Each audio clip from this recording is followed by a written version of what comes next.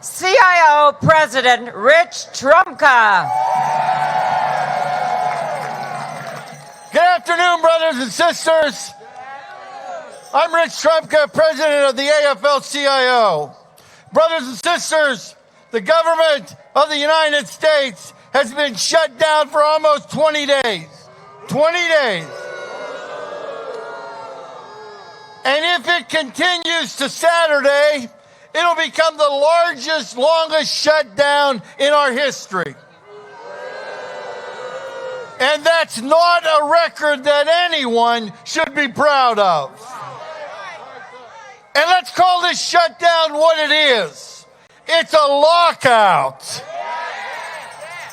Hard-working American patriots are being locked out of their job for no reason other than the politics of fear. Shame on the Senate. Shame on the White House. This lockout has to end, and it has to end now. The House passed a bill. It was the Senate's own bill. It would open the government. And now it's time for Mitch McConnell and the Senate to do the same. It's not a heavy lift. It's going to be, instead of going to the border for a photo op, President Trump should be on the Hill negotiating a deal to open the federal government and put our people back to work.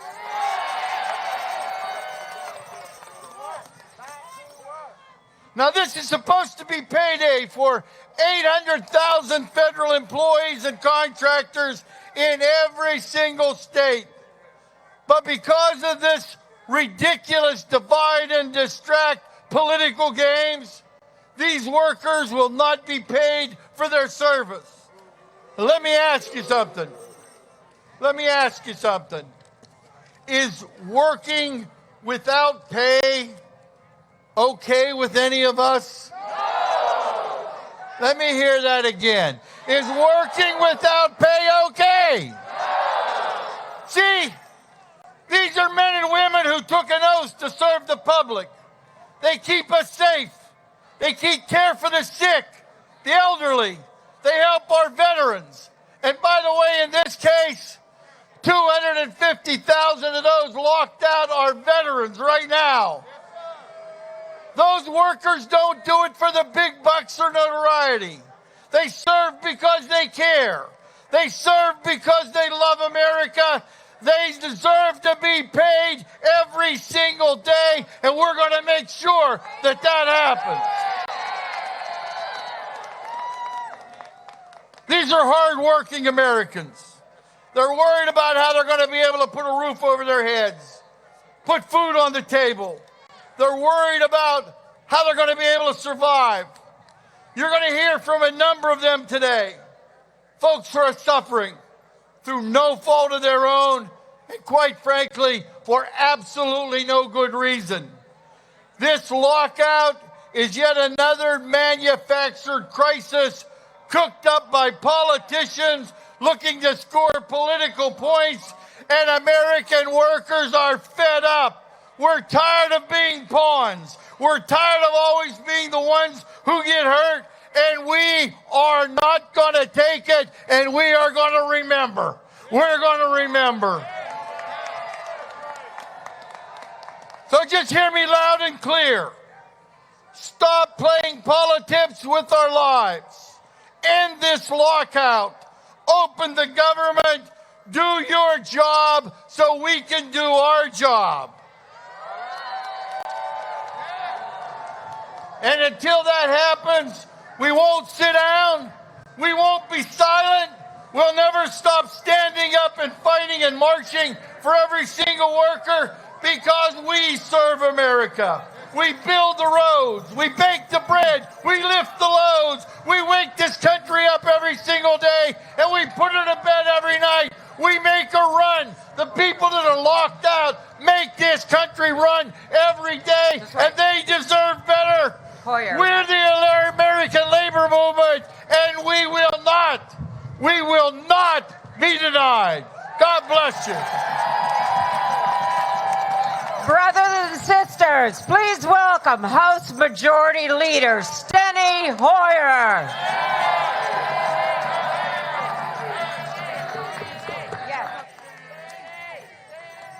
Ladies and gentlemen, we're out in the cold. We're out in the cold voluntarily because we care about running government for the people. But the president is putting people out in the cold without asking them by your leave. And Nancy Pelosi said the other day to the president, as we sat in the White House, most of those people, almost unanimously, don't have a daddy to call up and say, give me $1 million. Let me tell you what we did the first day we were in the Congress of the United States sworn in. We passed a bill to open up government the first day we were in office. And let me tell you what we're doing this week, the second week. We're passing bills to open up the government to serve the American people. Yes, we lament the pain that is being inflicted on the 800,000 people who work for the federal government and the 440,000 people that are being asked to work with no pay. You know, back in the 1860s, they talked about working with no pay.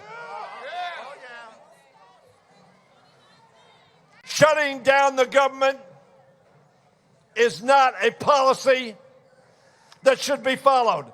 What if I ran for president of the United States and said, vote for me, I'm going to shut down your government?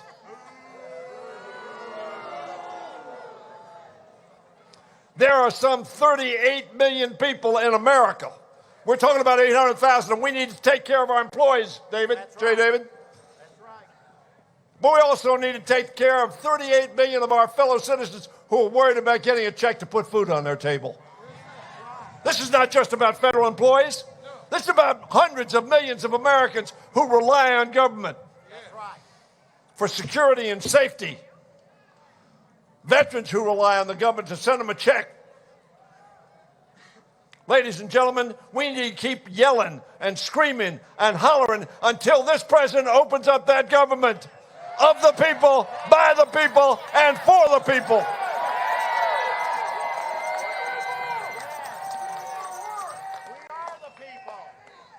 Ronald Reagan went to Berlin, and he said to Gorbachev, tear down that wall. Let us all be saying, Mr. President, open our government. We need to raise our voices. We need to walk the walk. We need to talk the talk. And we need to make sure that 800,000 people can put bread on their table tomorrow. So I want to thank my friends in organized labor.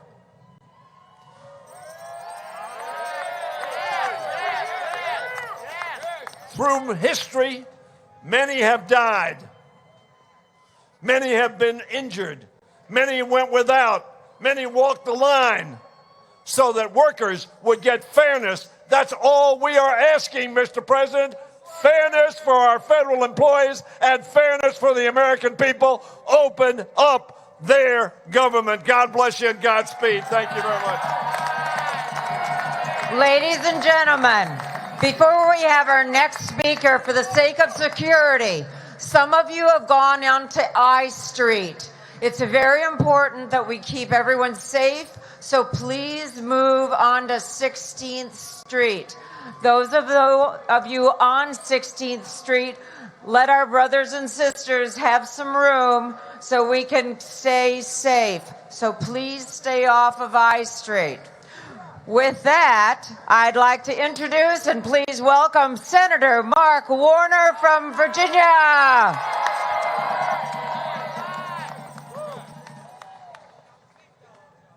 We have gone through 2 years of this Trump administration. You know, every day through this administration, you think it cannot get worse. And then it gets worse. First of all, I want to thank all of you. Every federal employee who has gone to work or been furloughed and have done their job, even though this White House has not done their job. I want to echo what Steny said. It is time to open up our government. Earlier today, under the leadership of Ben Cardin and Chris Van Hollen, all the Democrats came to the Senate floor and said, pass the House bill, open our government. You want to fight about border security? We'll have that discussion. But do not hold 800,000 people's lives as political pawns. Mitch McConnell said he can't do that. Mitch McConnell said he can't do anything that the president won't sign. Well, I would point out that the Constitution of the United States of America says the Congress is an independent branch of government. The Constitution of the United States in Article 1, Section 7, Clause 2 says the Congress can override the president with two-thirds vote. And the funny thing is, in the middle of December, the Republicans, not the Democrats, the Republicans brought a bill that would keep the government open, and it passed 96-2. Let us vote on that legislation and override this president.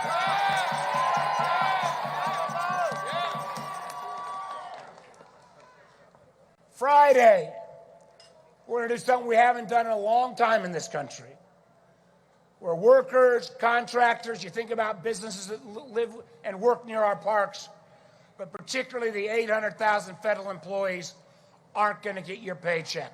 That is morally wrong. That is economically wrong. And we must not let that happen. So let your voices be heard.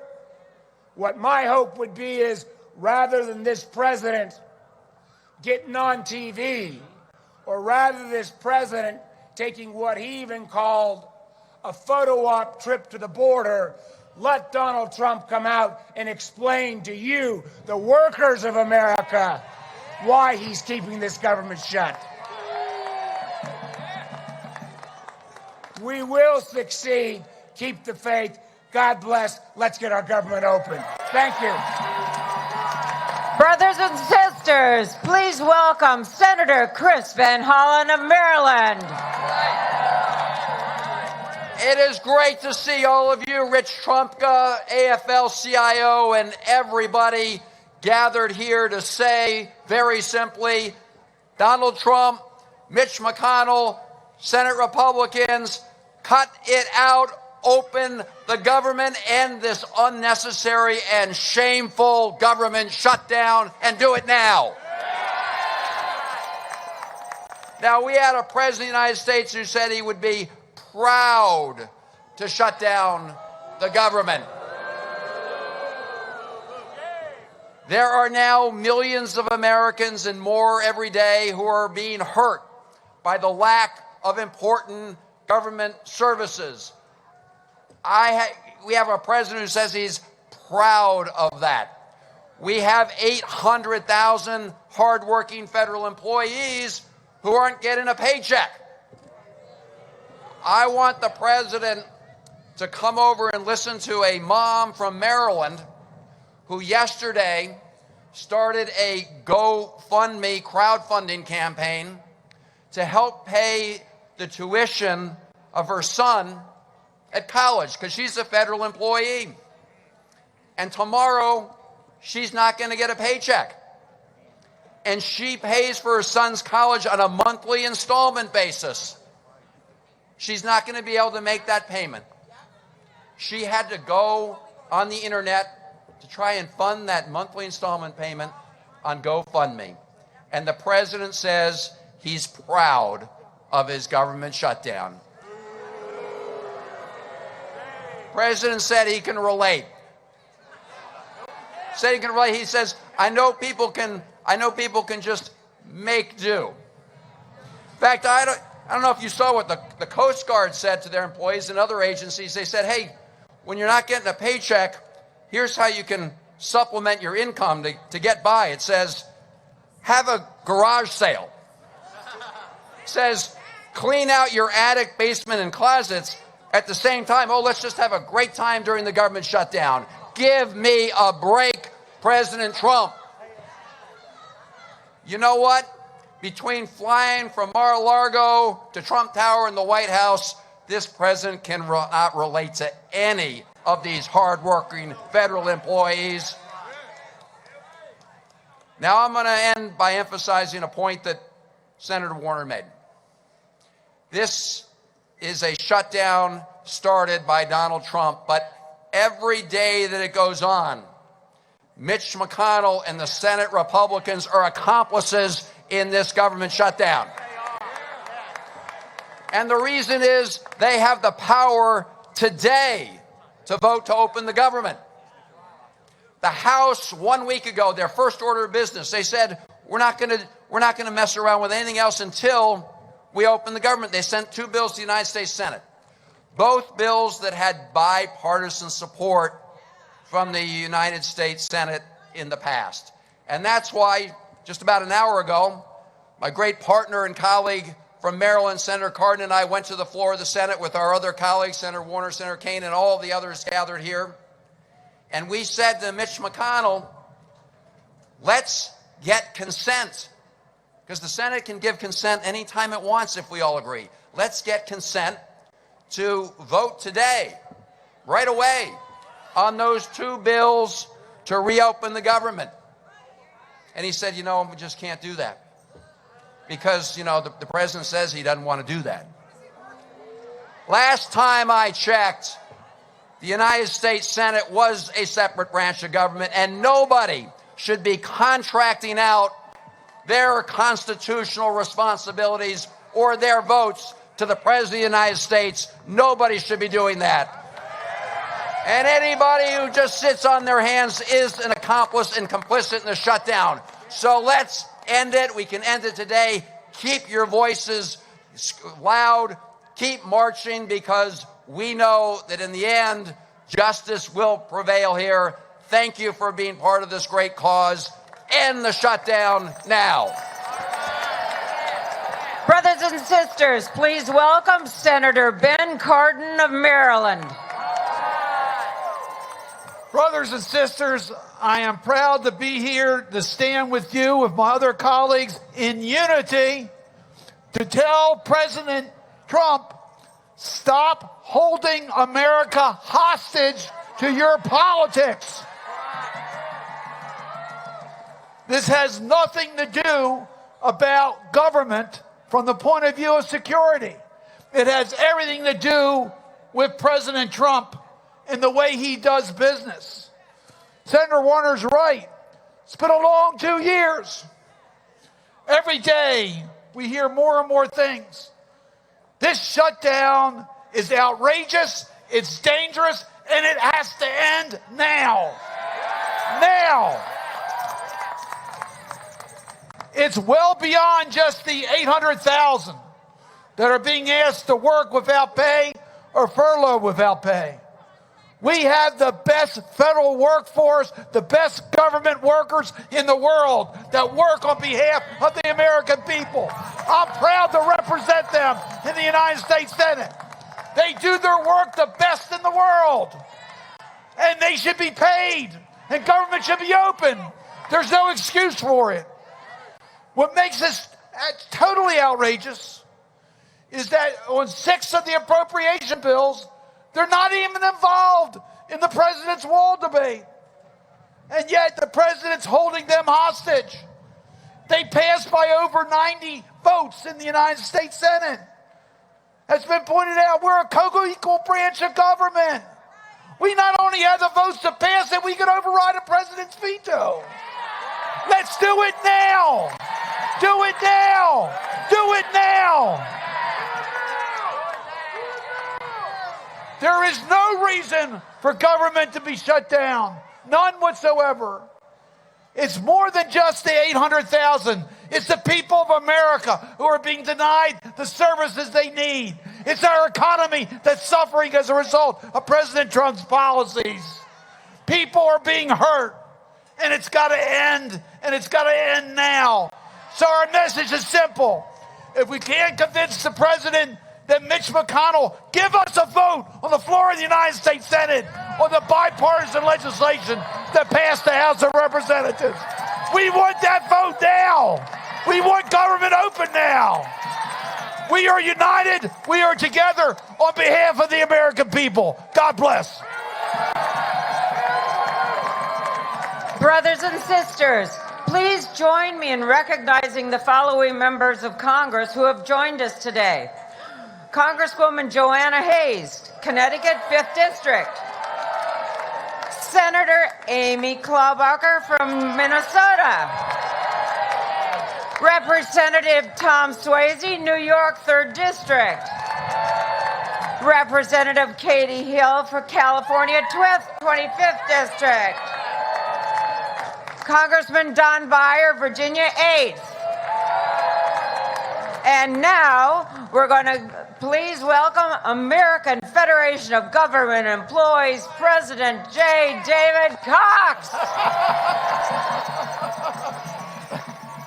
Good afternoon, brothers and sisters. So here we are, brothers and sisters, out in the cold on a windy day to tell Mitch McConnell to stop hiding from reality and allow a vote to reopen the government, brothers and sisters.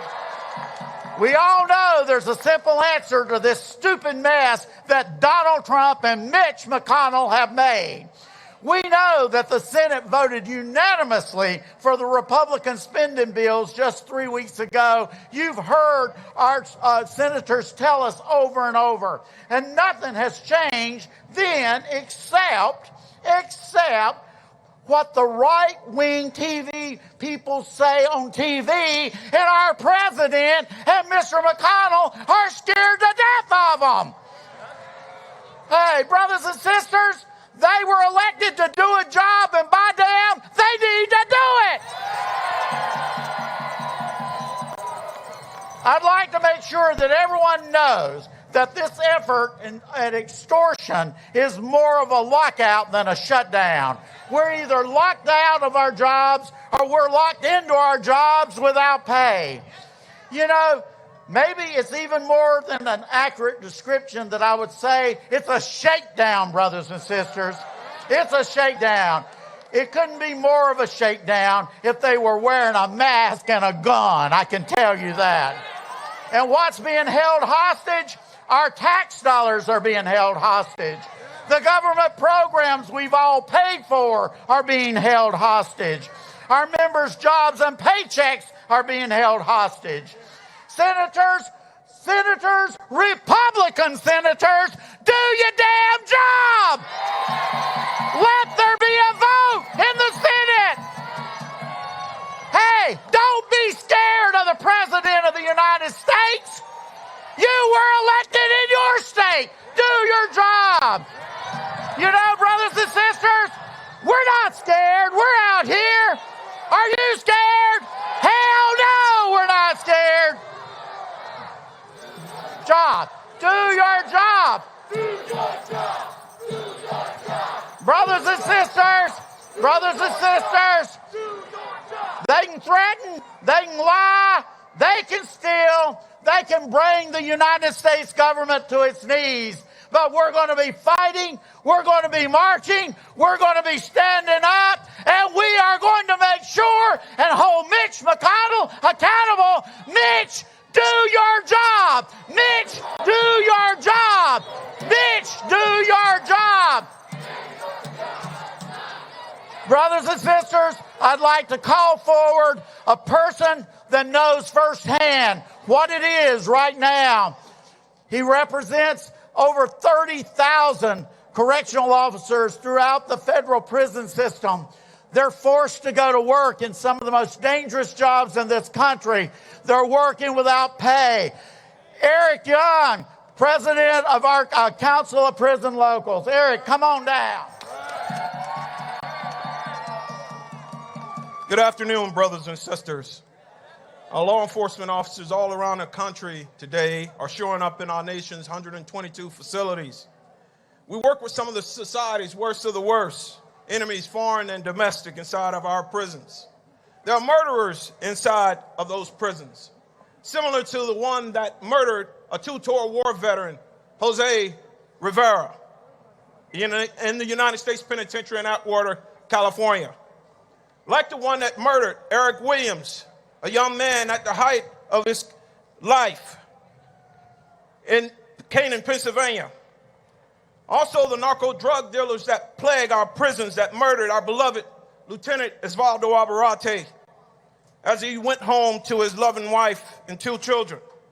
Our prisons are inherently dangerous, yet today we don't have enough correction officers to basically secure our prisons from the terrorists and other security and disruptive threat groups inside those facilities, particularly those notorious MS-13 gangs the president often mentions.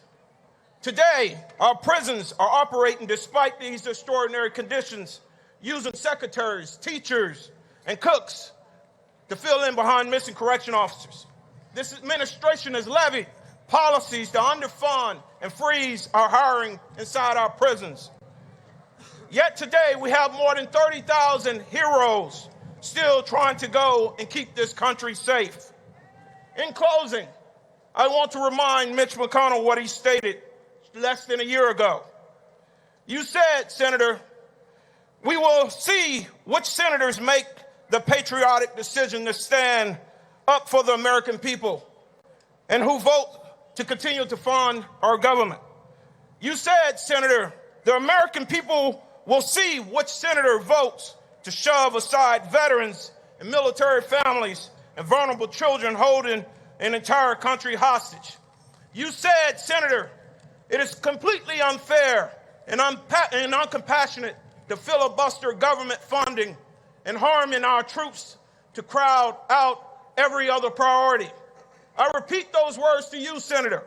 Do you have any decency? Do you have any decency? Our pay is our priority. Funding the internal security of this nation is our priority. The mechanisms that keep the Congress and this American government working, to know that we have our United States military, our Coast Guard, not getting a paycheck. It's a sad and indecent act. Sir, we are the people who protect the people in America. And America is watching you and this Congress. Do not be hypocrites holding federal employees' pay for hostage and ransom. I remind every politician on the Hill today, your allegiance is to the American people, not to an administration that has constantly attacked the working man. Get this government up. Get this government up. And get it up right now. In this lockout right now. In this lockout right now. In this lockout right now.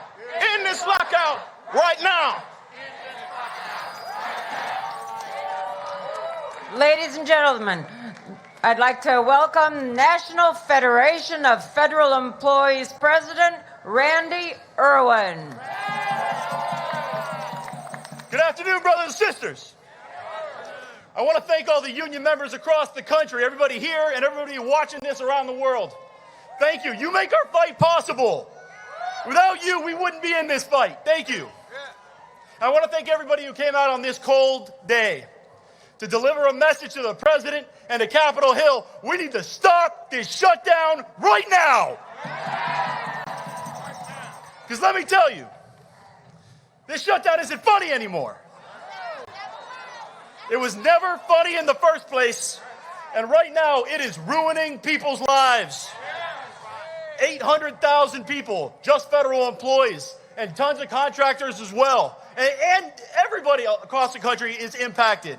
But they have had the carpet ripped out from under them. They've had their income shut off indefinitely until this Congress passes the budget.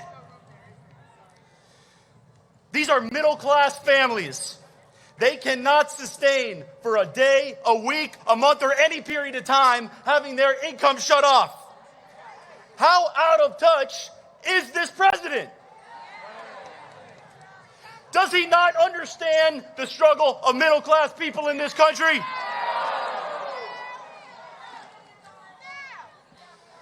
So the president was interviewed the other day, and he said, "Don't worry, they'll make adjustments." What kind of adjustments did he think was he talking about? Is he saying that people aren't going to fill prescriptions that they can't afford to fill anymore? Are they going to miss paying their bills and ruin their credit? Are they going to just turn off the heat in the middle of winter and tough it out? How out of touch are you? We need to stop this shutdown right now. In that same interview, he says, they say, "Hey, can you relate to the predicament of the people whose lives you're ruining?" And he says, "Yeah, I can relate." You think he can relate? No. Can he relate to our predicament? No. Don't tell us that you can relate. Those words don't mean anything. Show us you can relate by shutting down this or opening this government right now. Okay. All right. I got to introduce a person I'm very proud is here. Her name is Jamie Rodney. She's right here. Thank you. She's a NTEU member. She came all the way from California. She's a Department of Housing, Urban Development employee, does great work. She's also a wife and a mother, and it's her turn to tell her story. Thank you for coming. Thank you, Randy. Hello. I'm a little petite here. Good afternoon, fellow Americans. I am a federal investigator for HUD. I enforce your civil rights and fair housing for a living. So what does that mean? Regardless of your race, national origin, color, familial status, sex, religion, or disability, you have the right to choose wherever you want to live in America. And if anybody gives you any trouble with that, you contact me and my team at HUD, and we protect you with our federal laws. And I am here today to ask President Trump, Senator Mitch McConnell, and all Senate Republicans to stop this shutdown now. Stop holding 800,000 federal employees and their families hostage. End this shutdown now. We are middle-class Americans and cannot afford to, as President Trump said, wait for as long as it takes for our next paychecks. We have mortgage and rent to pay. We have student loans to pay. We have daycare costs to pay. We have car bills to pay. We have all of our bills to pay, and we need our paychecks now. Get federal employees back to work so that we can go back to work for you and all American citizens. There is the important work at HUD and all of the federal agencies that is not being done now because of this shutdown. Because of this shutdown, millions of Americans are at risk at being evicted and homeless because HUD rental assistance payments are not going to go through if the government is shut down. And you know who that affects? That affects our seniors, our disabled, our veterans, our children, our families who need our government to help them survive. So I am here to speak on behalf of my family, the families of all 800,000 federal employees who are being shut out and left without pay, as well as the millions of Americans who rely upon us federal government employees to help them and the federal government to help them survive in America. Please end this shutdown now.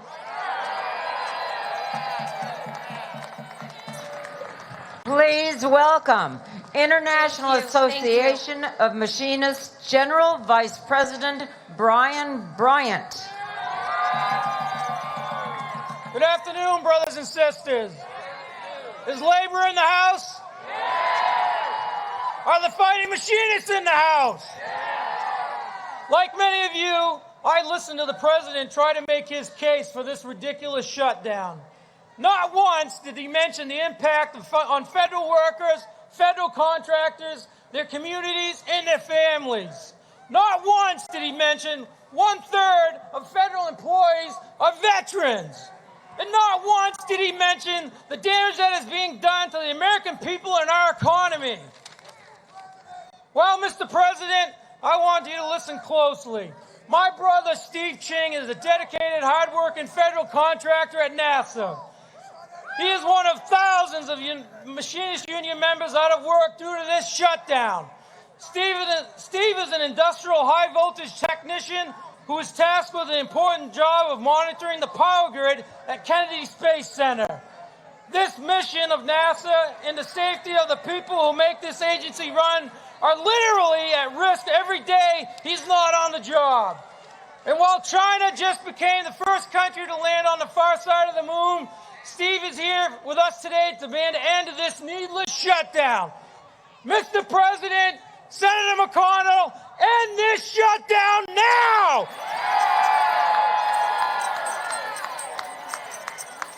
Brothers and sisters, my brother, Steve Ching. Good afternoon, brothers and sisters. Good afternoon, America. My name is Steve Ching. I have 15 years supporting America's space program at the Kennedy Space Center, and I am a proud fighting machinist member. This shutdown affects thousands of federal workers, subcontractors, vendors, and businesses throughout our community. This is true trickle-down economics. By that I mean no paychecks means no gas for our cars, no money for our prescriptions, nor money for groceries, no money for utilities, and no money for our mortgages or rent. These are all affected businesses in our community that will see a downturn in their ability to make money. Hardworking Americans, like myself, are being used as pawns in this great political divide. Congress and the President must put aside political differences, reopen the government, and work together to solve America's problems, just like they always have in this great country. I personally know of a coworker who has a child with special needs. This medical care for these children do not stop. Their parents are scrambling to make sure their needs are met. We're all wondering, how long will our families be able to hold out? What about medical insurance? We love our jobs, but hate this uncertainty. Federal workers and their families do not deserve this. Many have questioned if they should move on to another job. If these workers go on to other jobs, the impact to our space program will suffer. These are highly trained, skilled professionals with security clearances and certifications that will be hard to replace. The entire middle class should be upset that we aren't working. Working America wants to go back to work. Thank you, brothers and sisters. Let's stop this shutdown now. Please welcome Senator Mazie Hirono from Hawaii.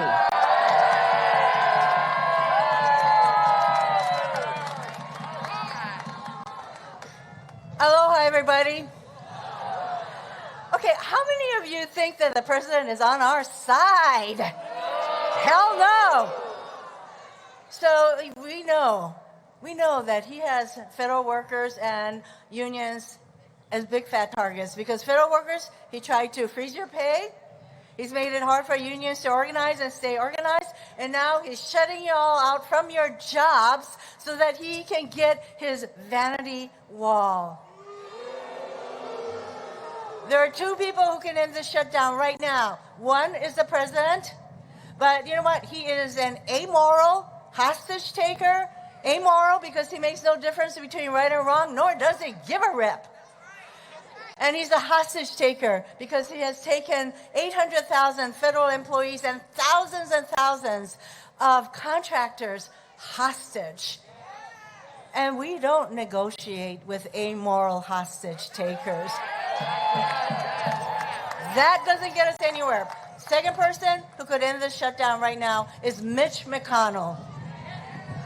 Mitch McConnell has no problems using his power to force $1.5 trillion in tax cuts for the richest people in our country, not helping the middle class.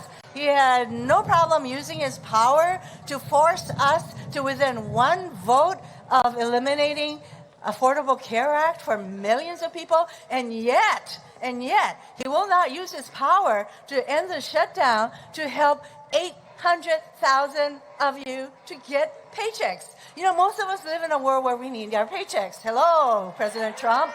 As Nancy says, we don't all have daddies that can give us $20 million to tide us over. So Mitch McConnell, you know what his lame excuse was for why he's not bringing the House passed bills and we Senate passed last year to keep government running? You know what his lame excuse was this morning? Oh, the president won't sign it. It won't do any good. Last time I looked, the president is not the majority leader of the Senate who has the power to bring these bills to the floor. So, the pressure should be on Mitch McConnell, the man missing in action. The man missing in action to come out of hiding and do his job so that we can all do our jobs. Mahalo nui loa, we're all in this together. This isn't going to be the first or the last fight, as we all know. Okay, so hang in there. We'll be with you. Aloha. Brothers and sisters, welcome from the International Federation of Professional and Technical Engineers, President Paul Sharon. Great, thank you. Thank you, everybody. Thank you for coming out. You know what? It may be a little cold out here, but it's not nearly as cold as the heart of that man down here at the White House. And that's not nearly as cold as Mitch, the Trump puppet McConnell. We need to get back to work. Today, thousands of highly skilled federal workers are locked out from our union at IFPT. They're locked out at NASA, they're locked out at NOAA, they're locked out at EPA, and of all things, hundreds of immigration judges that we represent are locked out today. Make no mistake, this is political. This has nothing to do with security. This is nothing more than a political tug of war, and the lives of our members and our great federal employees are held in the balance along with their families. You know, we've had enough. We've had enough of this president's failed art of the deal. He needs to learn the art of responsible management. Let's put 800,000 locked out federal workers back to work. Back to work. Back to work. Back to work. Great. Back to work. Now. Now. All right. Now. Now. Now. Back to work. Now. Now. Now. Now. Now. But take it. I'd like to introduce one of our members who is here today. Barry Epstein is here. Barry? There's Barry. Barry is a president of one of the IFPTE locals. He's from NASA headquarters. Barry is a NASA engineer. And what Barry does is some of that really complicated stuff, right? So Barry he works at NASA's human exploration efforts. So this is, I'm sure, keeping people alive. Far more important, I think, than some of the stuff that this president happens to be doing today. Barry? Thank you. Thank you very much. Thank you. I am a proud NASA engineer working to advance human exploration in space to the moon and Mars. But let me correct that. I am a proud NASA engineer furloughed from working at NASA headquarters. I speak as a private citizen and as the president of NASA Headquarters Professional Association, IFPT Local 9. This administration and those who support the shutdown are hurting our democratic institutions and the critical services we provide to citizens and the nation. For example, this shutdown could end up impacting crew on the International Space Station. Projects we work on that impact the crew's health and well-being and their ability to conduct their missions are sitting idle at NASA centers around the country. It may take months or years to get the countless new technologies and scientific research efforts that support all of NASA's missions back on track, while adding wasteful, unplanned costs to that recovery. You've heard countless stories of individual federal employees that are suffering under this furlough, and that includes NASA scientists, engineers, analysts, and administrative professionals who enable exploration and discovery. And we also need to remember the contractors, and even those in the cafeterias and shops in and around our NASA offices that will never recover their lost wages. But the greatest damage these shutdown enablers are causing is to America's belief in our nation's ability to do great things. We want to get back to work, back to our mission of exploration and discovery for us and for future generations. Thank you. Please welcome American Federation of Teachers President Randy Weingarten. So, let's just hear it for the federal workers of the United States of America.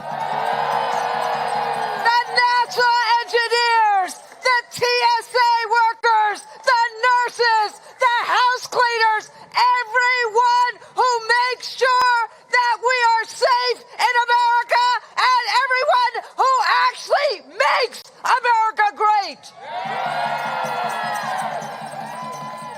Federal workers have stood up for all of us for the last years, every year of our republic, and we have to stand up and fight for federal workers right now.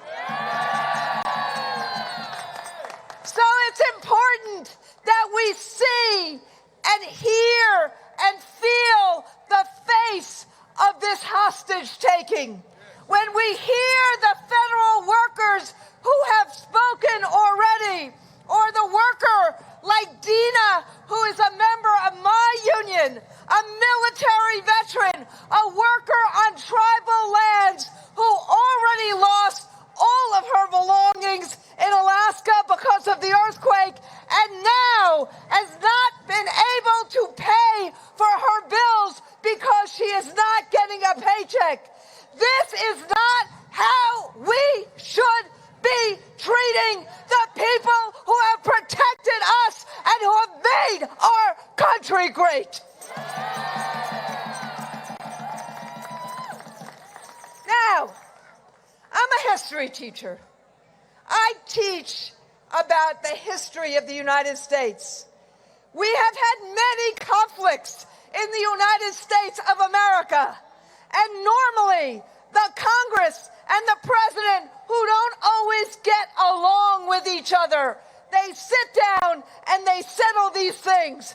It is only in recent memory that they use a government shutdown for hostage taking, and that is wrong, and we must do what we can to stop it.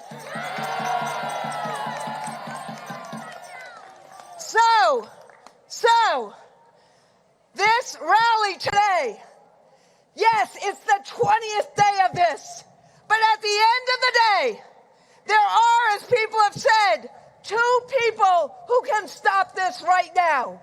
One lives right down the block from us, and the other is Mitch McConnell.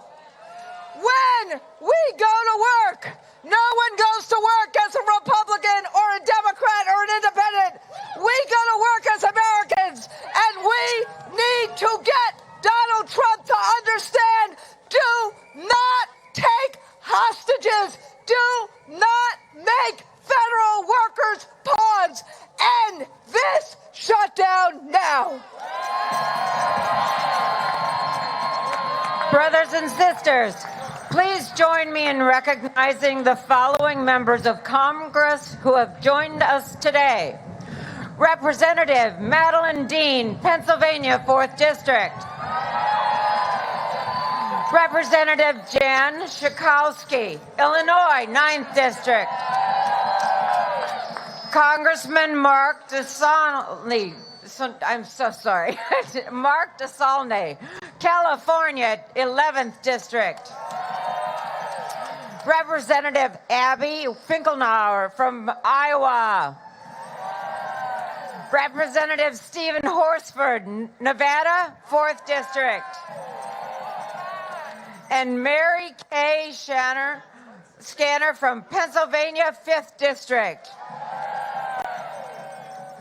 Thank you so much for joining us. Now, please welcome AFSCME President Lee Saunders. Good afternoon, everybody. Now, I've got one question for you. Are you willing to make your voices heard every single day to fight? To fight like never before?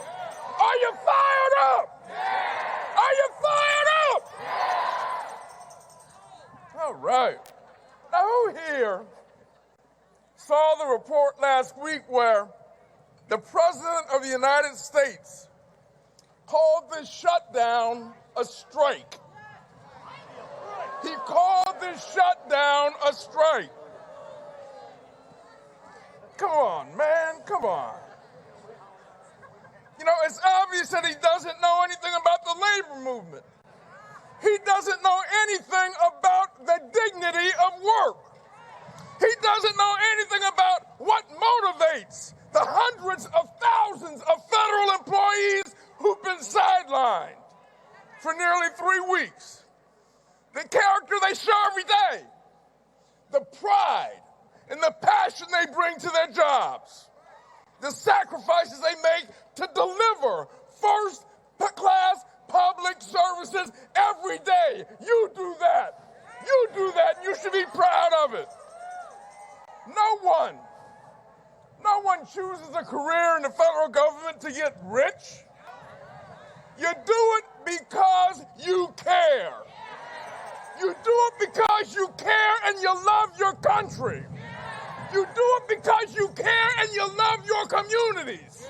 You do it because you care about all Americans who deserve a shot at the American dream. You do it out of commitment and dedication. You know, this shutdown is about one thing and one thing only. This administration's desire to promote a manufactured crisis an imaginary security threat, to advance a dishonest, divisive agenda based on fear, based on paranoia. This shutdown is hurting our families. It's hurting our communities. It's hurting our country. Public health is jeopardized. Consumer protection is compromised. Many national parks are overrun with garbage. Food assistance for low-income families is now at risk. And the working people who make public service happen are facing uncertainty and hardship every single day. All they ask is the ability to continue to work, to fulfill their responsibilities, to get the salaries that they have earned, and we will fight for that every single day because we ain't going nowhere. Now, let me turn the microphone over to one of those hard-working federal employees who is a research librarian at the U.S. Department of Justice. Give it up for Sister Janice Freddy, a member of Local 3097, AFSCME Council 20, right here in Washington, D.C. Janice?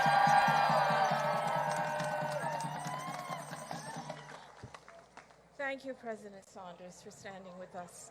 The union is a community, and because we look out for each other, I'm a proud member of AFSCME Local 3097. Okay. As President Saunders has said, I'm a research librarian at the Department of Justice, so let me tell you a little bit about my work. Whenever the people of the United States take a case to the Supreme Court, I or one of my co-workers has compiled that case. And the cases we work on affect the lives of every single American. Jobs like mine are behind the scenes and often overlooked, but they are essential. My years of service began as a linguist in the U.S. Army. 10 years ago, I went from a private law firm to the Department of Justice because I wanted to work directly for the American people again.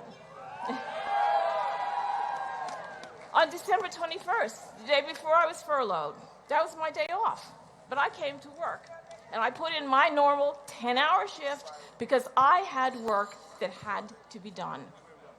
These past 19 to 20 days have been a roller coaster ride. Like everyone else, I have bills, mortgage, heat, water, and my student loans still need to be paid. My creditors want cash, not IOUs. We federal workers are a community. We work together to support each other and all the citizens of this nation. We do this work because we care about our country and our justice system. And the collective genius of federal employees needs to be put back to work now.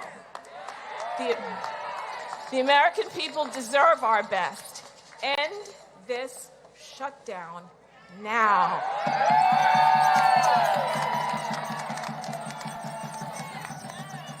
Brothers and sisters, we just have a few more speakers and then we will all march to the White House. But first, everyone, let's get the message out. Tweet, hashtag, shut the shutdown. Stop the shutdown.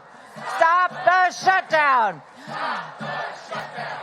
Stop the shutdown. Also, take a selfie. Share it on Facebook. Hashtag, stop the shutdown. Stop the shutdown. Stop the shutdown.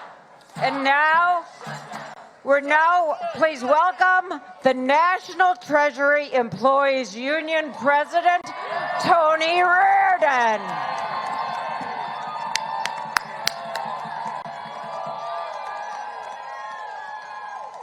Good afternoon, federal employees! Good afternoon, union members! I'm honored to be with all of you here today. I applaud you and everyone who is rallying around the country, standing up and demanding that you be treated fairly. We have a message. We're fed up. We're fed up. We're fed up. We're fed up. We're fed up. We're fed up. We're fed up. We're fed up. And we're here to tell the Congress and the administration, remove federal employees from the middle of your political fight. Bring this shutdown to an end. And get us paid. Get us paid. Get us paid. Get us paid. Get us paid. Get us paid. Get us paid. Get us paid.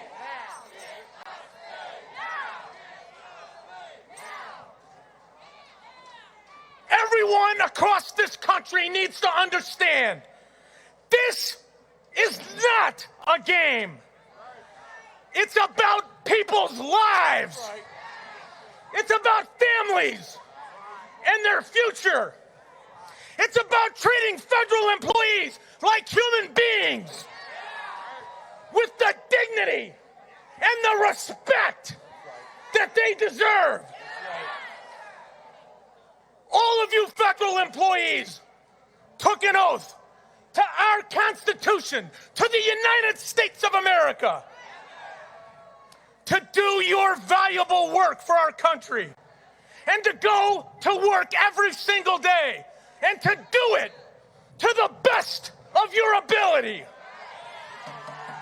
And the American people are missing out on the valuable work that you do and the valuable services that you provide. The American people need you on the job. And they need you to be paid to do your job. Pay us now. Pay us now. Pay us now. Pay us now. Pay us now. I want to bring to the microphone one of NTEU's very special members. I want you to hear directly from him. So please welcome Talton Hall, who is an employee at the National Park Service. Everybody, please welcome Talton. Thank you, sir. Thank you. Give him help. I am. Bear with me a moment because most time I'm across the street working. But I can't do that. My name is Talton Hall, and I'm a worker for the National Park Service.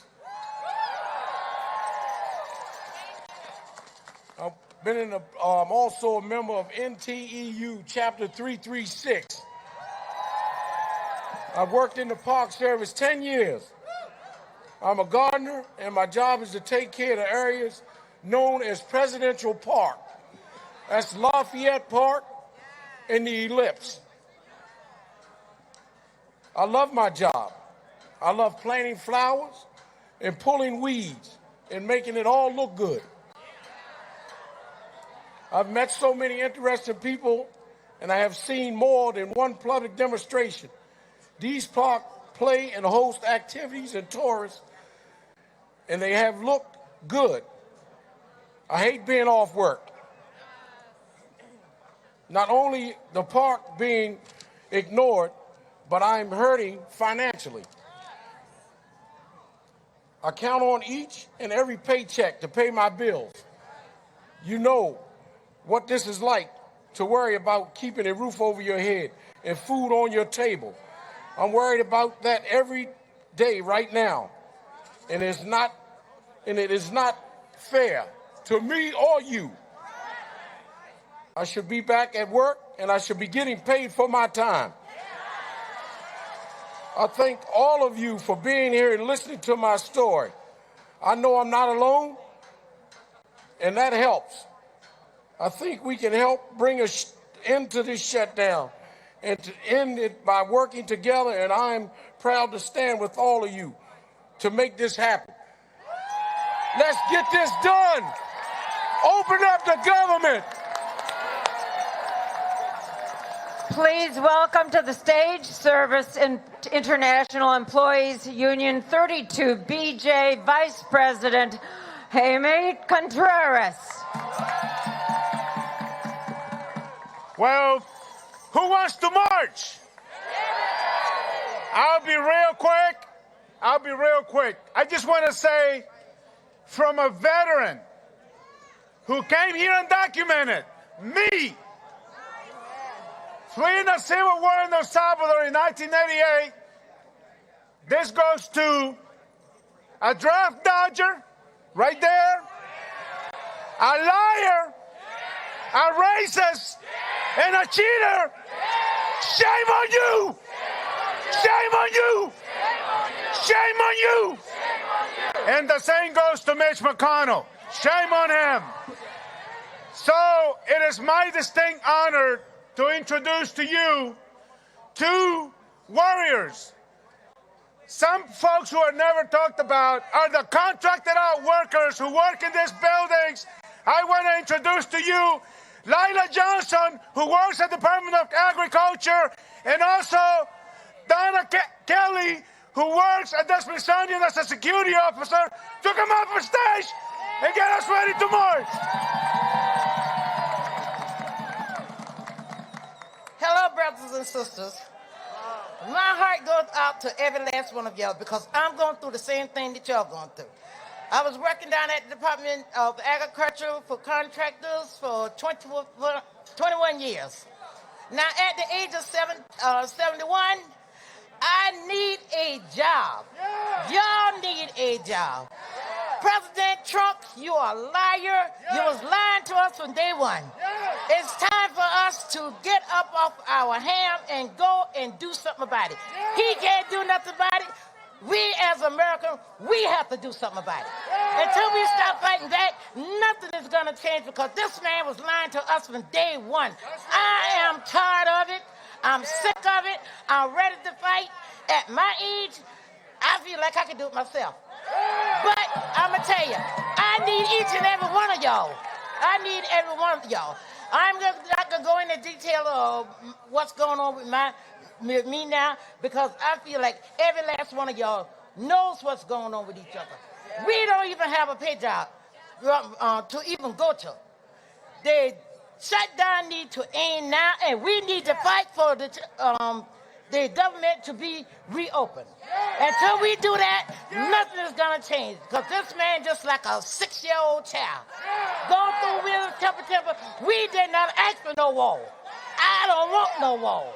It's time for us to fight back and put food on our table for our kids. Thank you. I just want to say hello to everybody, and I just want y'all to know that I'm one of those that's been affected because I have to pay for my health insurance out of pocket. I have to pay for my medication. And because of this shutdown, I am not able to do that. So I'm saying we all need to get back to work. President Trump, end this shutdown now. End this shutdown now. End this shutdown now. All right, please welcome National Association of Government Employees President David Hallway. Good afternoon.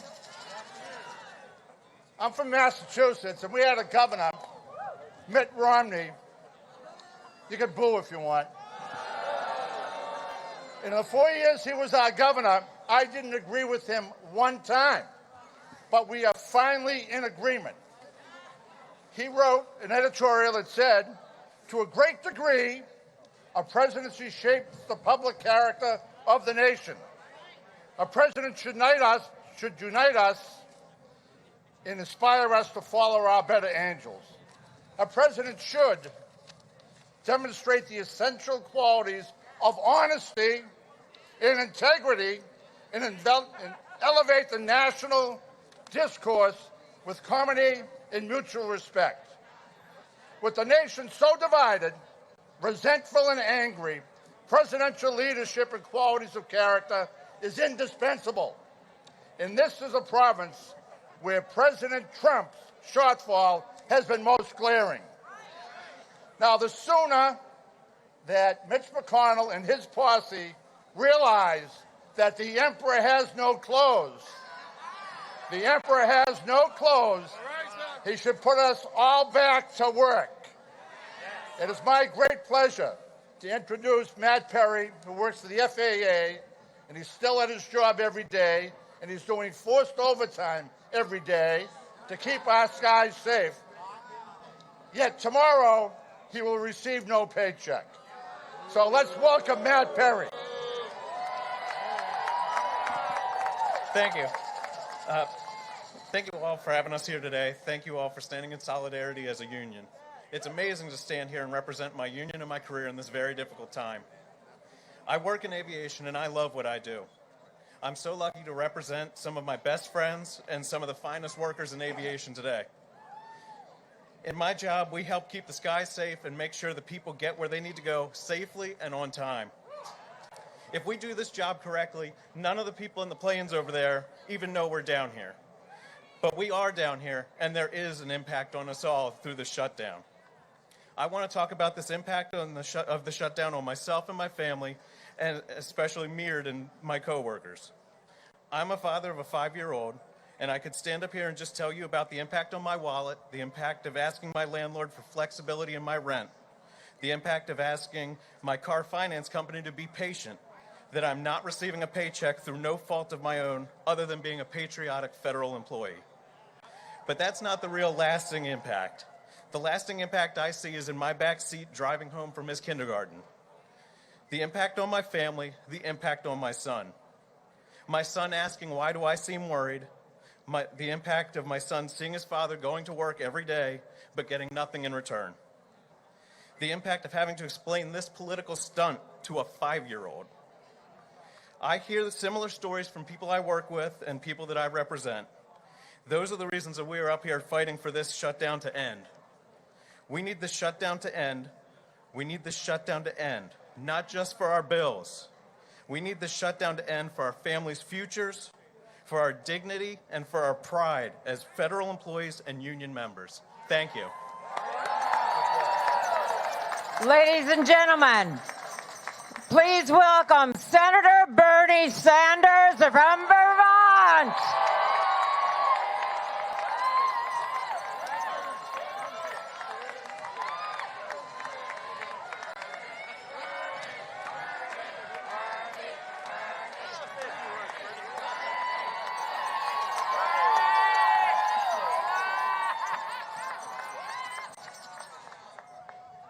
Thank you all for standing up and fighting back for justice in this country. It is unbelievable that we have a president of the United States who is prepared to deny a paycheck to 800,000 federal workers. It is unbelievable that we have a president who is prepared to deny basic governmental services to millions of Americans who need those services. So today we say to this president, grow up, do your job, end this shutdown. Thank you.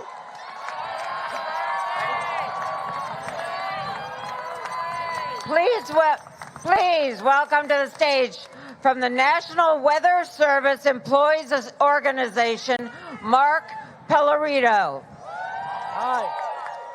Good afternoon. Hello, my fellow pawns.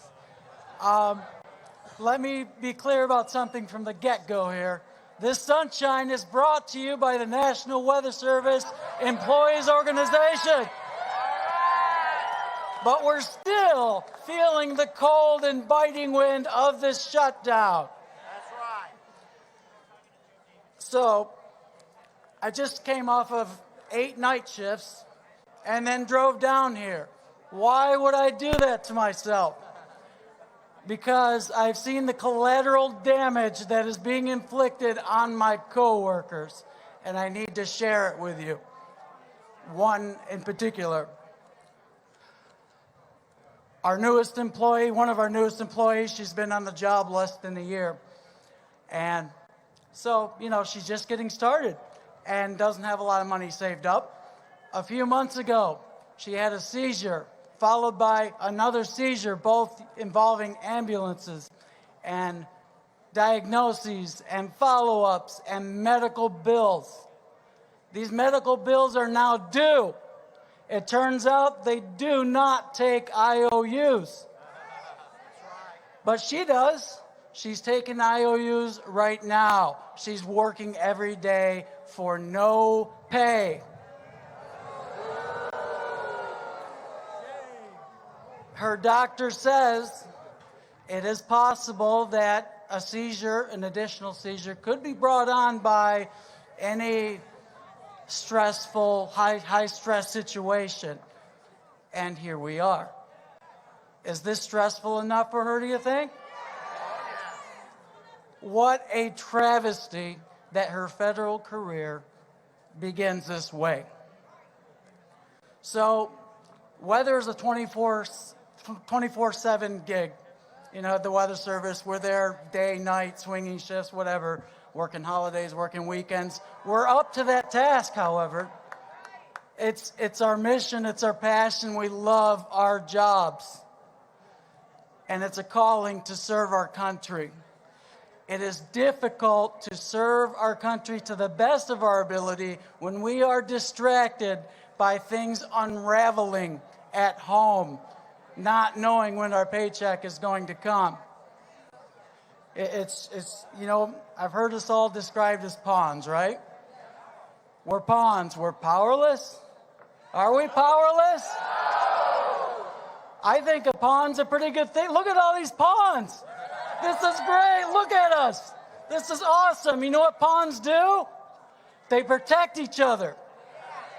And pawns march forward one step at a time. And if enough of us do that and we keep protecting each other, even the most powerful pieces on the chessboard run out of moves. And they'll have no choice but to quit this silly game. So who's ready to march forward one step at a time? Thank you. On behalf of the National Weather Service Employees Organization. Good afternoon, brothers and sisters. Are you ready for 30 more speakers? Are you ready to march? All right. First thing, I'd like to thank everyone who is standing on the stage, our members of Congress, our federal employees, our union presidents. If everyone will just bear with us just for a second, I have a few announcements. So I would like the folks on the stage to please exit this way and to follow this marshal. Thank you very much. So everyone, if you're facing me, I guess you look to your right. Look to your right. What do you see over there? That's right. That's right. That's where the White House is. Everyone, please don't start moving yet. Just look over there. Just look over there and look at that White House. In just a minute, we are going to march over there and we are going to tell that White House what we think of this shutdown. That's right. But before we get started, I just would like to end with thanking all of the unions and all of the organizations that helped make this rally happen. The AFL-CIO, AFGE, ASME, AFT, APWU, NEA, FEA, the firefighters, the machinists, the electrical workers, IFPTE, MNMP, the laborers, MEBA, NAGE, MTD, NALC, NEFI, NNU, the postal mail handlers, NTEU, NWSCO, POPA, PASS, SIU, SEIU, SMART, SATCO, UFCW, and UPTO. The AFT Overseas Federation of Teachers, the Department of Professional Employees, and the Teamsters. All right. Okay, so we're starting to move a little bit. So just hold on. Let us just get settled. We're all going the same place. We all know where we're going.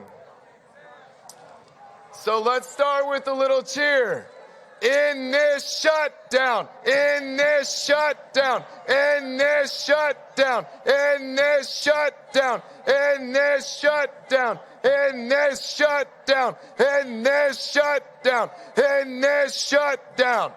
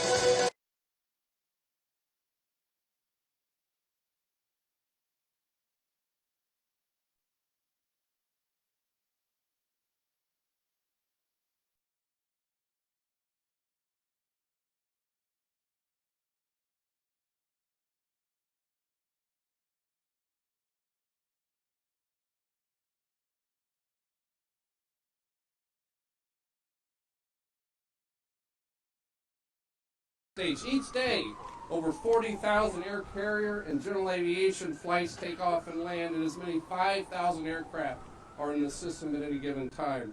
A lengthy government shutdown will not only adversely impact airline operations, but thousands of daily military training flights and critical emergency medical, law enforcement, and disaster relief aircraft flights.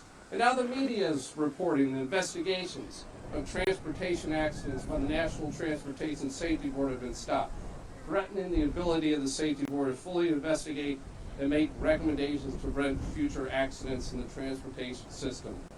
The situation today is simply unfair to the users of the aviation system. The vast majority of FAA's $16 billion annual budget is paid by airline passengers through a dedicated ticket tax and a fuel tax on general aviation flights.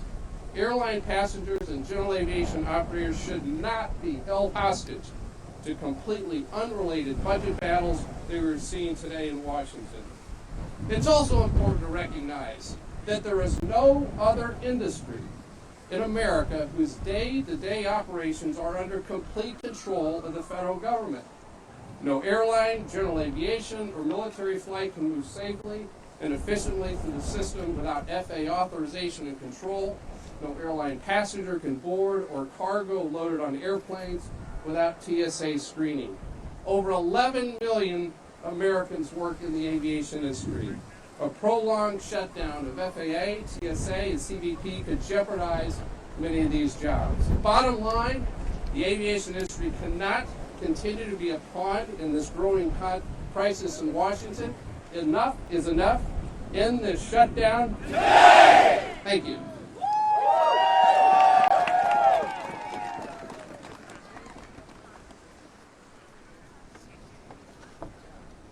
Airlines for America is here, and speaking for them, Mr. Sean Kennedy, our friend, he's Senior Vice President of Global Government Affairs.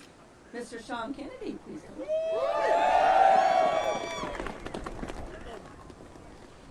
Good morning. My name is Sean Kennedy with Airlines for America. We represent the leading, We represent the leading U.S.-based passenger and cargo airlines. First, I want to thank NACA for organizing this event today. Today, 2.3 million Americans are going to take to the skies. And they're going to do that. If you tried polling them, you might say, what enables air travel? Some are going to say the aircraft. There are 25,000 flights that are going to occur today. Some may say airports, which see billions of dollars in investment from the airlines. And they're right, but that's only part of the solution. Because at the end of the day, what enables air travel is people. On the industry side, it's flight attendants, it's pilots, it's ground crews who work tirelessly to serve our customers and make sure they reach their destinations. But why I'm here today, and why everyone else is here today, is because of our partnership with the federal government and federal employees to ensure that we have the safest, best air traffic control system in this country. These men and women are working every day, many without pay, to ensure that we have the safest system. But an extended shutdown is not only unfair, it puts a needless strain on what's an otherwise perfect system. Air travel used to be a nonpartisan issue. Republicans, Democrats, liberals, conservatives all recognize that air travel is the physical internet that connects this country. We connect families, we allow small businesses to market their goods across the world, we service 800 airports in 80 countries. All that's because of the people that are here. We could not accomplish that without these federal employees. They deserve our respect, they deserve our praise, but today, they deserve a paycheck. We hope that everyone that's listening in the White House and in Congress does what they can to end this shutdown as soon as possible. Thank you.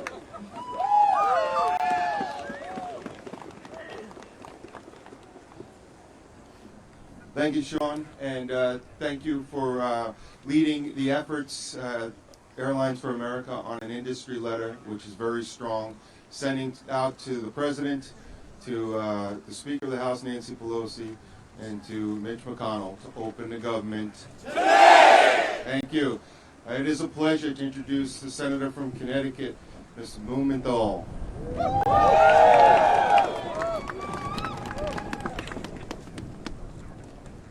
I think we ought to open the government. Today! Let's open the government. Let's open the government. I hope they can hear you right there. Open the government. You know, I'm here really to say thank you. I'm here to say thank you on behalf of the people of Connecticut. I think the people of America who depend on you to make sure they are safe. A lot of politicians these days are talking about security, whether it's border security or economic security. Security in the skies is what you give the American people, and you work hard to make it happen. You work hard, and you deserve the government to be open. And you deserve to be paid. You know, I've never seen a pay stub with $0 on it. I've never seen it. And you deserve to be paid. And those pay stubs with zero net dollars are absolutely abhorrent and un-American. To make people work without pay is un-American. You deserve to be paid today. So let me just say, we're going to keep working hard. I know I'm not supposed to say anything bad about anyone. You know, my mother said, if you don't have something nice to say about someone, don't say anything. But my mother's not around. And I can tell you that every office holder in the United States of America should be here today. Be here in spirit, at least, because you are at the tip of the spear for countless federal workers who are coming to work, as you are doing, and you're going to work without the support staff, the aviation specialists, and all of the professionals who give you the backup that you need, but you're out there anyway doing your job. And just so people understand, real people, real consequences, I want to read something that an air traffic controller in Connecticut said to the Hartford Courant the other day, and I'm going to read it directly. He's a resident of West Haven, Connecticut. His name is Brian Campovides. Brian here? Yes. He visited my office yesterday. I'm really proud of the 40 air traffic controllers we have in Connecticut, and I hope that you'll hear me at some point say thank you as well. But Brian said, as a single dad, I'm a single father of my daughter, and she relies on me to be her sole provider. I have a home and mortgage. It's a hard time to be in. I'm forced to continue to go to work or face the possibility of losing my job. I spoke on the floor of the Senate just an hour or so ago, and I quoted Brian there too. You know, the American people have to understand this is about more than just dollars and cents. It's about a moral principle. People should go to work. The government should open. It should open today with pride. Today. Thank you all for being here. Let's open the government.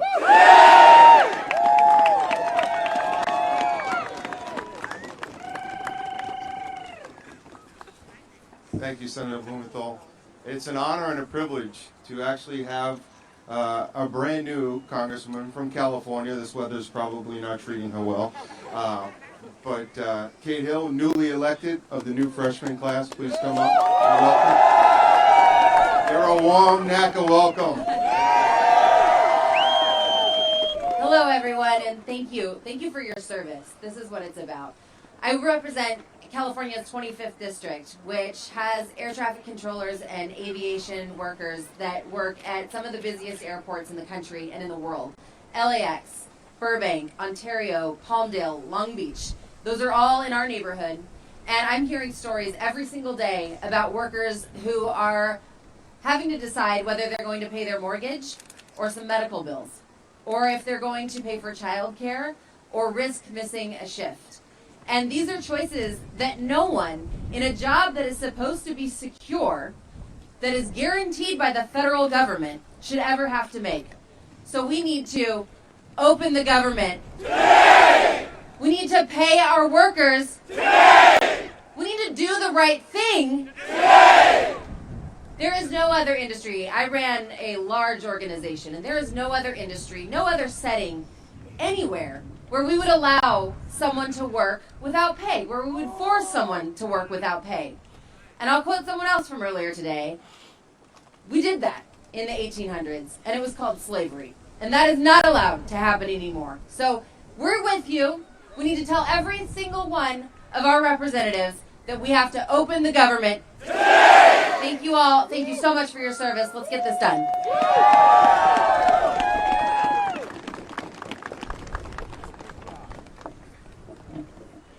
Open the government. Today! And yes, pay all people today.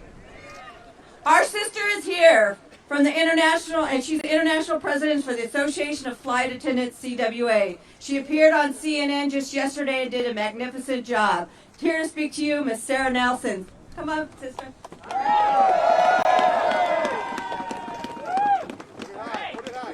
Wow, my legs aren't even working anymore. It's so cold out here.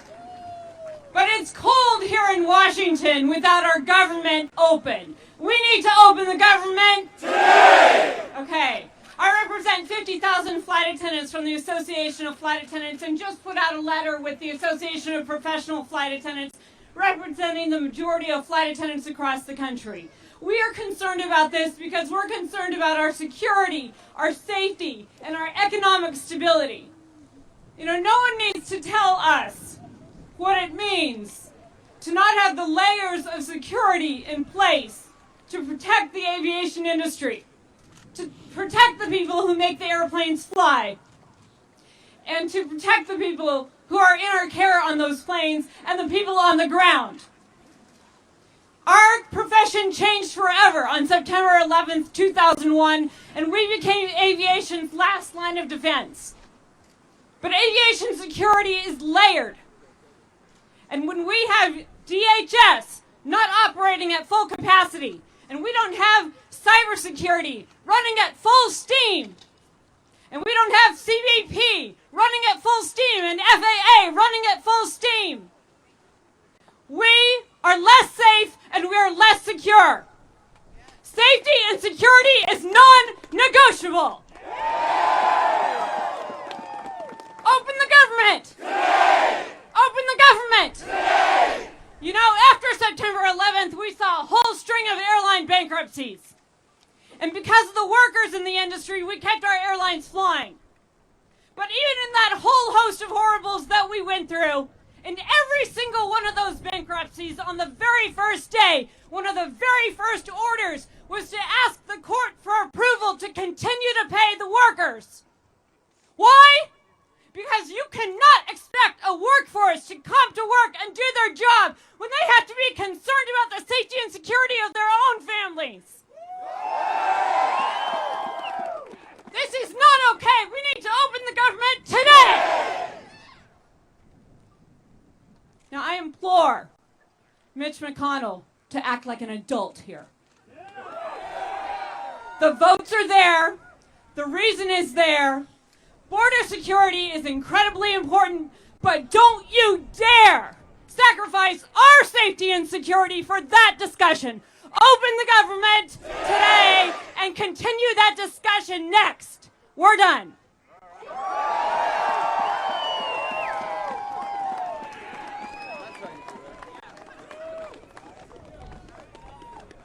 She's awesome. Sarah Nelson, 2020. Open the government.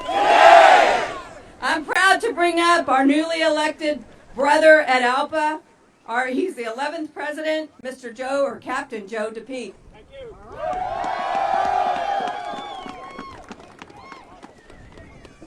Thank you, Trish. Thank you, everyone. Thank you, my brothers and sisters. You kept me safe for many, many years. You're the shepherds of the sky. I appreciate it. Thank you. I'm so happy to be here. It's great to be here with my brothers and sisters in labor because on behalf of more than 61,000 pilots of the Airline Pilots Association, we stand in solidarity with you, urging Congress and the President to end this harmful government shutdown when? When? That's it. Let them hear you. The shutdown needlessly risks the safety, security, and efficiency of our national airspace system. Because of this shutdown, the FAA has fewer resources available than are needed to ensure the national airspace system is performing at peak levels. Airline and aircraft manufacturing oversight and activities have either been stopped or significantly reduced. Unacceptable. The FAA has fewer resources available to help ensure the safety of our airspace from drone operators who may be operating in an unsafe manner. And in addition to these serious safety and security concerns now from the heart, the shutdown is harming hard-working Americans who are employed in the aviation and airline industry, and that is unacceptable. Thank you. Many of the workers who keep flying safe and secure are being asked to do their jobs without pay. Ladies and gentlemen, this is America. That is unconscionable. We cannot stand for it. When are we going to stop this shutdown? Let me say shutdown. Okay, as dedicated professionals, don't get me started now. I'm being careful here. Air traffic controllers and many other aviation and airline industry workers are dutifully continuing there to provide their life-saving services. But these workers are facing increasingly difficult financial pressures to provide for themselves and their families in the face of this shutdown. Unacceptable. As union members, we recognize the need to perform our jobs to the highest possible standards, both as employees and as professionals. It's in our DNA as pilots, and I know it's true for air traffic controllers as well. Our union brothers and sisters at NACA play a key role in the safety of air travel. Like all workers, their dignity must be respected, not only for the important work they do every day as individuals, but also because of the collective work they do through their organization, NACA. For example, NACA has strong working relationships with the FAA and the Department of Transportation. Evidence can be seen in their Air Traffic Safety Action Program, ATSAP, efforts to pursue fatigue mitigation, and the creation of both professional standards and the Partnership for Safety. Each of these endeavors has helped to advance a stronger safety culture while promoting a spirit of cooperation among aviation stakeholders. And ALPA is one of those stakeholders. We've benefited, and so have the traveling and shipping public, from our collaboration and long-standing relationship with NACA. I feel personally, and I know I speak for every ALPA pilot, all 61,000 pilots, saying how proud we are to stand shoulder to shoulder as safety partners with the air traffic controllers and their union.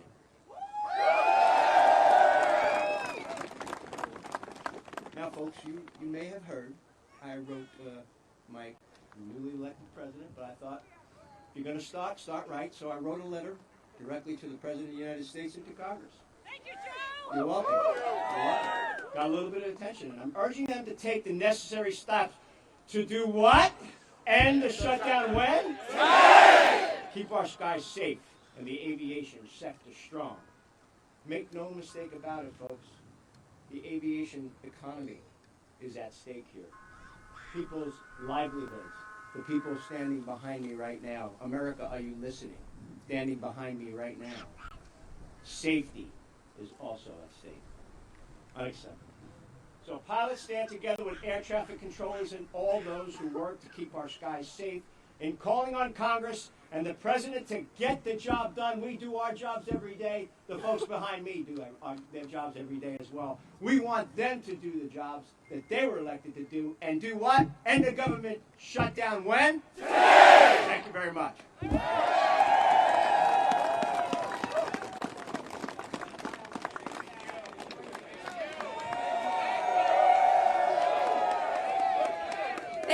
Captain DePete. Thank you, Sarah Nelson. NACA members proudly guide you home safely every single day. Our next speaker also represents employees at the FAA that are working without pay or sent home when they would rather be working to keep the system safe. The president of the Professional Aviation Safety Specialist Task, Mr. Mike Perrone, is our next speaker.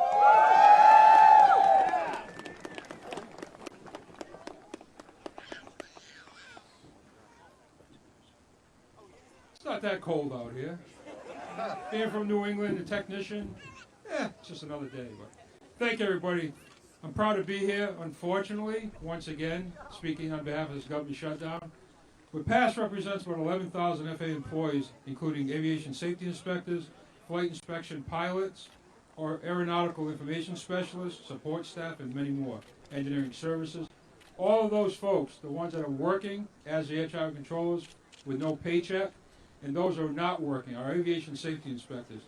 And many of them are here today because as you're not working, you're not getting a paycheck. And what are we trying to say to the Hill and to the President? End the shutdown. Hey!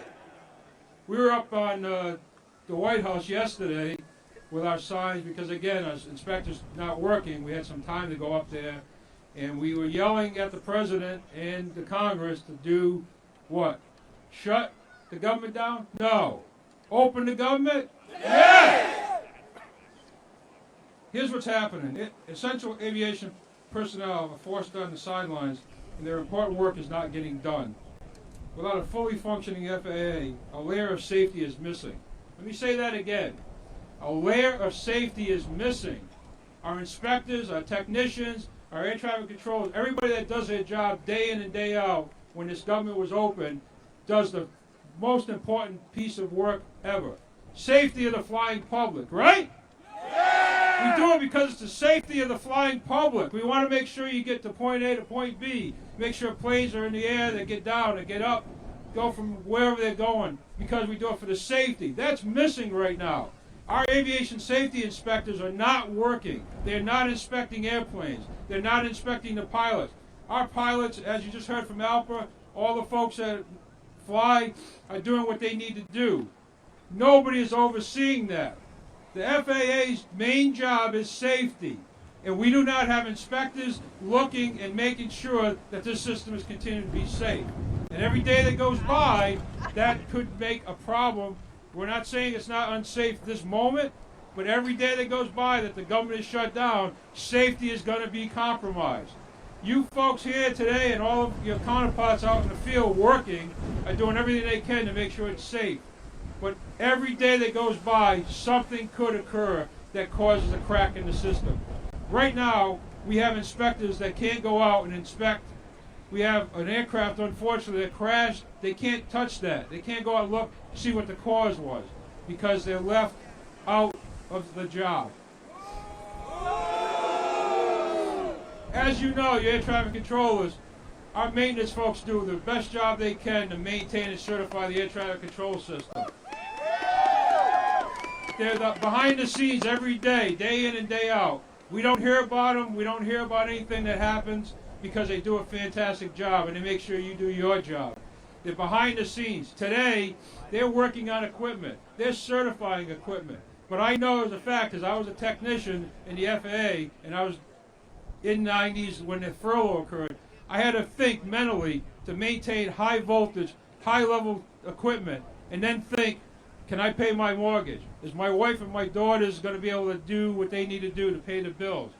You start drifting in your mind while you're playing with high intensity equipment, something could happen, not only to the NAS, but to you, the technicians, and to the controllers if they do something wrong. Why? Safety could be compromised because we have to stop the government shutdown today! Little blast, I guess I got to hurry up and be done, right? You know, we got, as NACA said, Paul has said, Trish and others, we have a standstill, modernization. We have procedures that can't be done. All of our folks that are trying to work, they can't because none of this can be done, which is going to put a backlog. When they finally do open this government, today! She seems to be paying attention. When they finally open up the government, all that backlog is going to be there. And then our inspectors, our technicians, the controllers, everybody, training, all is going to be a backlog. We got right now today a pipeline of inspectors leaving the agency because they're going to go back to industry and get a job and a paycheck. That's going to put a hurt on us on already a short staffing issue that we have with aviation safety inspectors. That's going to continue down the road if we don't open up this government today. One last thought. Let's all be and work together in solidarity. As a union that I represent, I'm proud of the professional aviation safety specialists. Let's all work together and keep this going. Keep the safety of the flying public #1, as we always do. Keep the messaging going, and let's do it together as brothers and sisters of the unions of the FAA. Let's get this government shut down. Let's get a paycheck today. Thank you.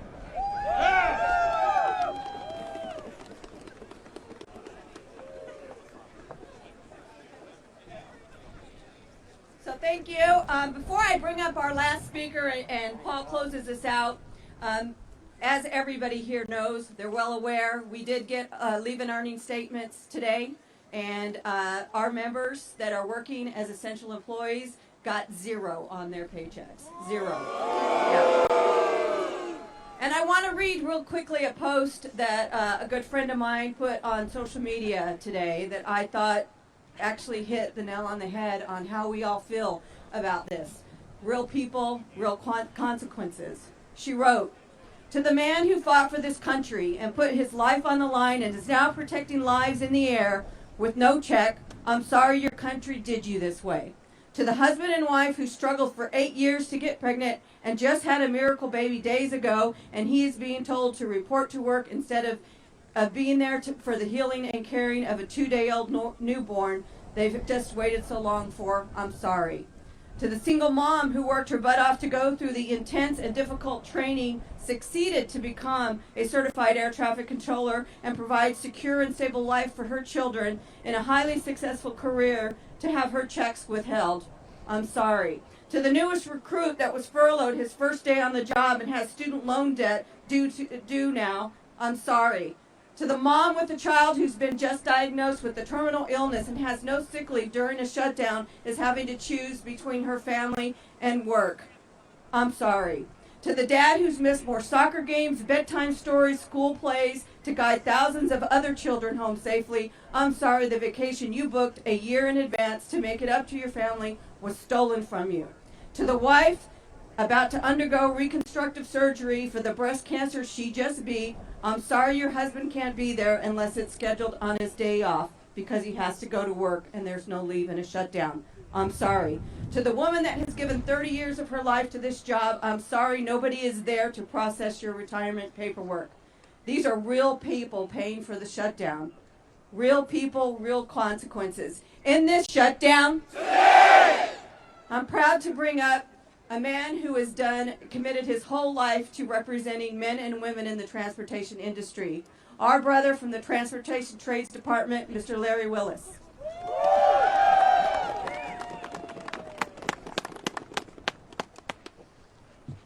Brothers and sisters, Paul and Trish, thank you for convening us and holding this outstanding event and rally this afternoon. You know, Trish is right. I represent 32 unions. I represent workers in all modes and areas of transportation. And I come here today in solidarity with you because we understand how important the federal government and federal employees are to making sure that our aviation system, our transportation system is safe, secure, efficient, and can grow and drive this economy. You know, we know that it is simply immoral. This shutdown is immoral. Why? Because there are 800,000 federal employees that are not getting a paycheck. There are thousands of air traffic controllers, FAA inspectors, technicians that either have to go to work or are being asked to stay home that aren't getting paid. So my commitment to you is we will work with you, shoulder to shoulder, day in, day out, hour in and hour out, to end this shutdown today!